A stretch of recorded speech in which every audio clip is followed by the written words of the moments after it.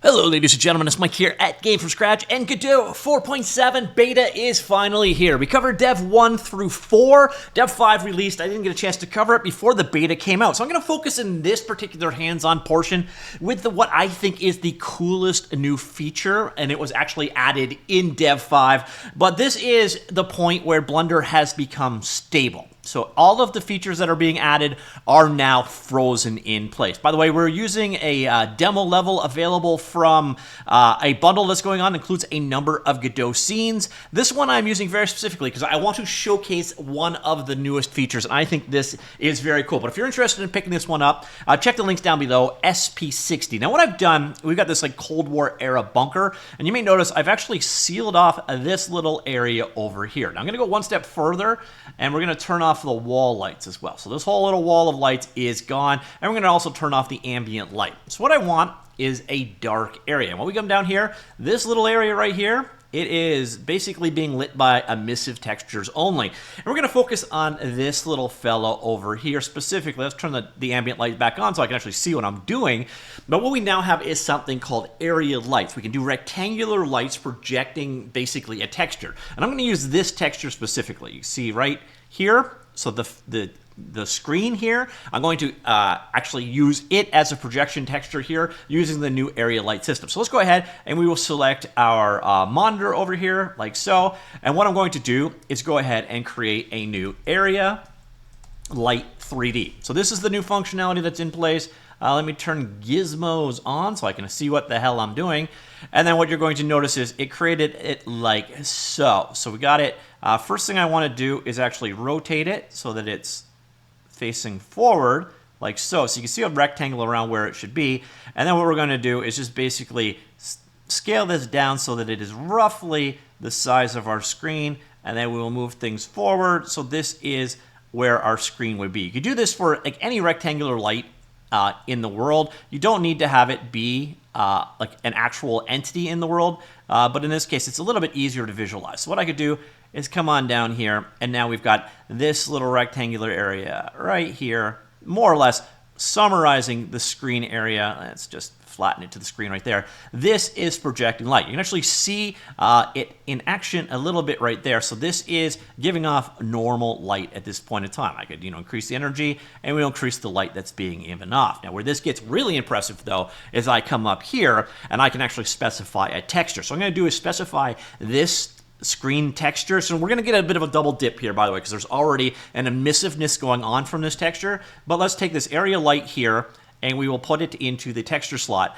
And now that is basically projecting out the light from this particular monitor. So once again, here we go ahead and you see the results. So you see it's lighting up the world with the green glow that is being represented from the screen. So this gives you the ability, and let's turn the attenuation down. So there you can see.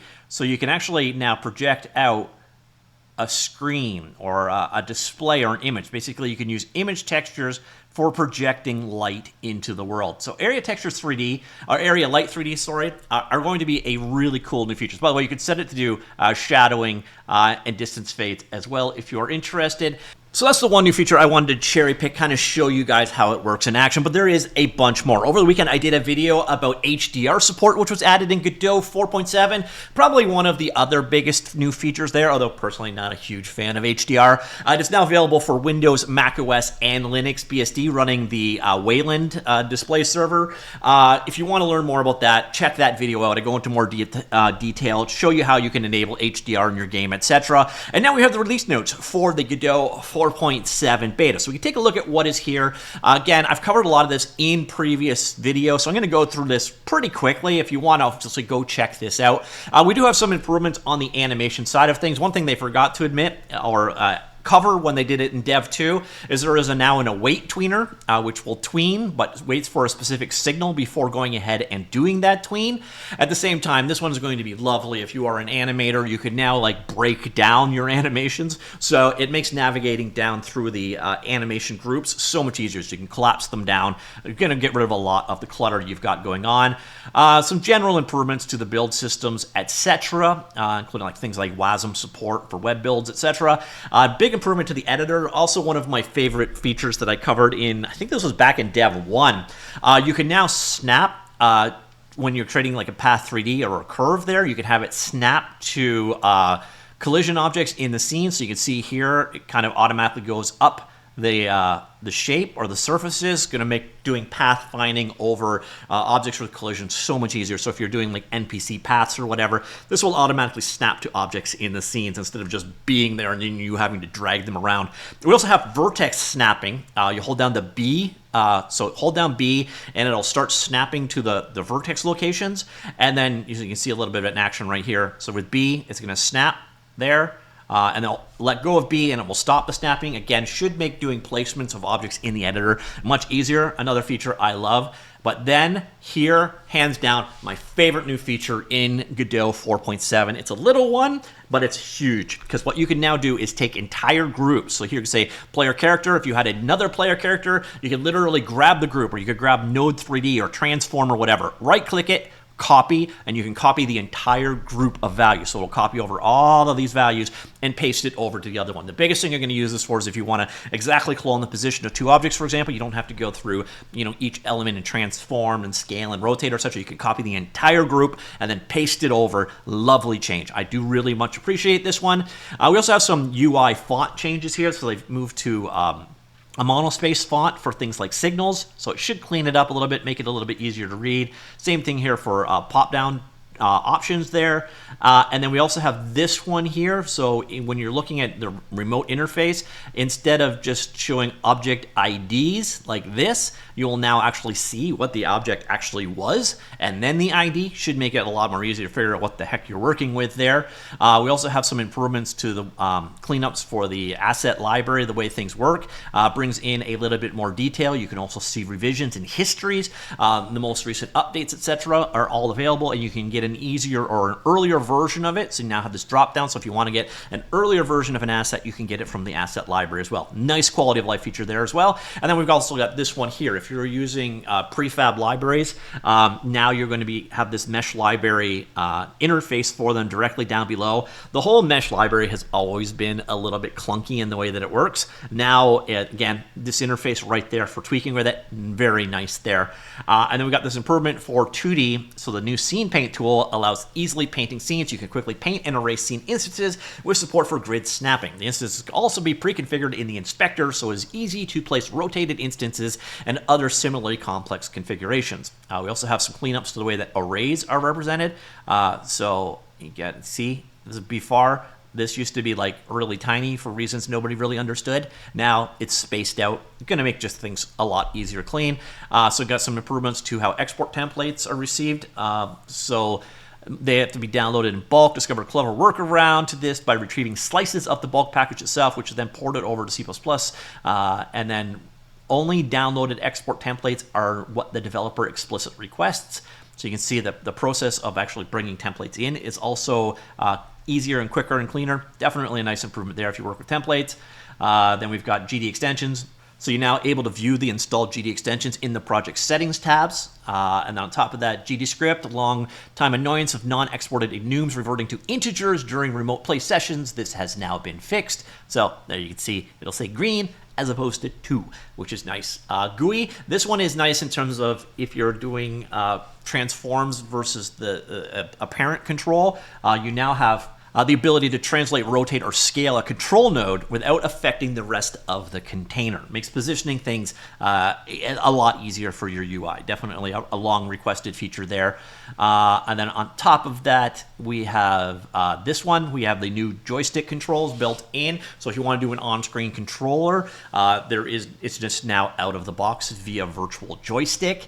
So you've got fixed mode, so the joystick itself doesn't move. Dynamic, where it moves around based off where you hit it with your thumb, and then following, it moves to the initial position as long as it's within the bounds, otherwise it moves. Some improvements to physics. We now have one-way collision direction for collision shapes 2D. There you see the old behavior versus the one-way collision's new behavior. So obviously much cleaner in how it behaves there. Some improvements to Android, including the ability to run like picture-in-picture, if that is what you wish to do. And then on top of that, some other platform improvements. Then we get down into the HDR side of things. So HDR, or high definition range, high dynamic range, sorry. So you got standard SDR, that's what most people are using, but you've also got high dynamic range support there as well.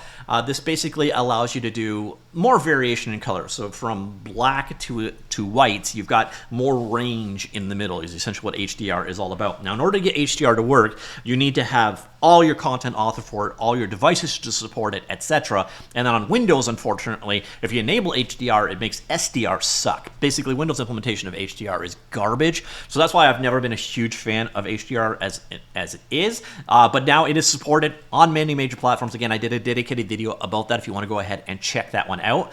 We also have drawable textures now, which will open up a whole world of things. It's a convenient new API where you can draw directly on textures in your game. We also have this new bilinear filtering. So if you're doing like say Nintendo 64 or PlayStation 1 style retro games, you're going to get much nicer filtering on your low resolution games. So you can see kind of look here versus here, and then again here versus here. So there's this nearest as opposed to the bilinear as a new option. Bilinear is still available as well. And of course we have the area lights. So you can see here they're being used as rectangular light sources as singulars. But again, you can also use, like we did in the demo, you can use an image as the projection light texture. A lovely new feature. Probably my favorite in other than that copy and paste of groups, which is incredibly good. We also have this nice little feature here, Godot Shader Previewer. This used to be an add-on. Now it's built in, implemented in C++. So you can see this line creates this line creates this line creates this, etc. Gets you to visualize your shader as you are building it. Should be handy there for people working with shaders. Once again, you can see line 147. Here you can see the results of what it does. So when you select or click on a line and add a node to it, it will actually show you a preview of the shader to that point in time. Should make shadering authoring a nicer process. And again, available for all major platforms. That is Godot 4.7. Quite a bit in there, I have to say. Oh, and then I missed over this one, which is actually quite nice. Pop-up menu nodes now. So a quirk used to be dozens of pop-ups, choose from, lacking any sort of proper filtering. Now you can actually search through these results. Again, anytime you've got a pop-up menu like you can see here with bone attachments, whatever, you can filter it down. Nice little quality of life feature. I do appreciate that as well. And then, by the way, if you're interested, that deal is going on for all of these packs for Godot. So if you want to pick up some Godot-specific environments, they are available in this spring limited time mega discounted Godot engine bundle. If you are going to pick this one up, do not pay this price. Use the code SP60. It drops $60 off. Makes it $39.99, and it also helps support the channel if you go ahead and do that. All right, ladies and gentlemen, that is it. That is Godot 4.7 beta. This is going to be the only beta video I cover because there are going to be new betas, but those are just going to be like more stable releases. So basically no new features from this point on. Those are the new features we can expect in Godot 4.7. Let me know what your favorite is. Are you excited about this release? Are you meh about this release? Let me know. Comments down below. I'll talk to you all later. Goodbye.